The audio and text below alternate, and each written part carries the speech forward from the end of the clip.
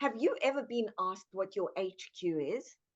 That doesn't mean where your headquarters are or what your head count is. They're asking you what your happiness quotient is. And for a lot of people, that happiness quotient is pretty small or very defined or restricted. And that also often stems from multi-generational patterns where we were taught, be careful of being too happy, watch out if you're too happy, tragedy will strike. There are all sorts of reasons we give ourselves for not being happy. But here's something that's really, really important to know, especially moving into the new year. Making happiness a habit is not only healthy for your brain, it's healthy for your career, and it's extremely healthy for your body. You're cascading really healthy hormones. And as a leader, this is incredibly important.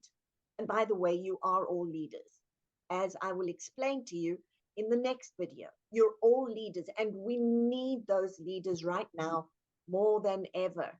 When we start to take responsibility for ourselves, when we realize that the only person responsible for our happiness is us, things get really, really interesting because then you begin to intentionally wire your brain to be happy. Instead of focusing on what's wrong, like we're taught to do, you start to focus on what's right. And you begin to build a very solid platform for moving into success and fulfillment. And you want both. You're also changing the emotional DNA in your family. So, I mean, all around, happiness is a very, very important thing. You want to make it a habit. Every single day, it doesn't matter if you've got 17 seconds. Did you know that just 17 seconds a day of happiness starts to rewire the brain and starts to make you, as I said, more successful and in search of even more happiness?